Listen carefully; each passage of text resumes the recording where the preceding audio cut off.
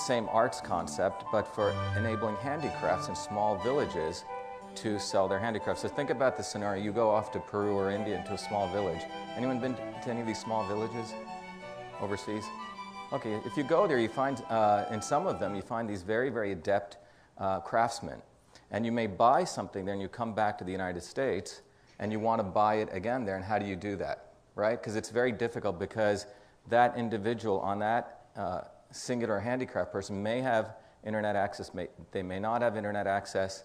And in fact, I was tweeting about Postal Vision, and I was talking about what I'm going to talk about today, and someone in a rural Indian village who has internet access just wrote to me, in fact, about an hour before I got on stage here, and said that, you know, in the rural villages, people only trust the Postal Service, even though there's a digital age.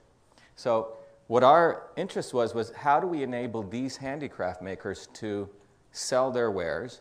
You know, how do you create that supply chain, some of it which exists, and how do you enable buyers, you know, from here, let's say, to buy that? So that's sort of the question we asked.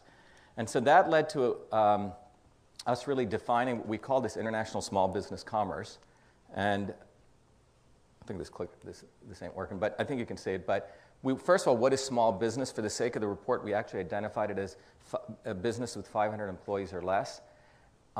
In that definition, it's hard to find exactly how many small businesses there are globally.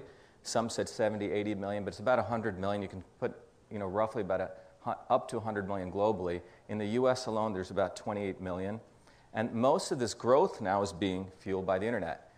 You've seen a number of statistics, but the big takeaway from this chart is that it's about a $279 billion business by 2015, but you can see it's still less than 8% of, you know, offline retail, right? So still huge opportunities for growth in e-commerce, but that's the major takeaway from that slide. The other interesting piece within this is that, obviously, when we first started, the people said, well, doesn't Amazon and eBay do this? In fact, we had someone from eBay actually at the workshops. Amazon and eBay do provide significant amount of infrastructure for these platforms.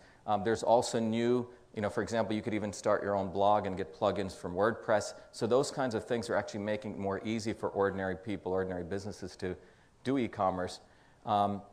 And there's also industry-specific platforms if you look for particular industries. But the interesting problem we wanted to address and the opportunity was this growth. There's about, it's estimated over the next 5 years, we're going to have about $1.5 trillion worth of e-commerce. And if you look at it, most of it, even though it's going to come from the US and UK, but the highest growth will be from Spain, Brazil, China, Russia, India, Mexico, and UK, and Italy. So that's where a lot of those small businesses in those developing nations are going to want to also do e-commerce.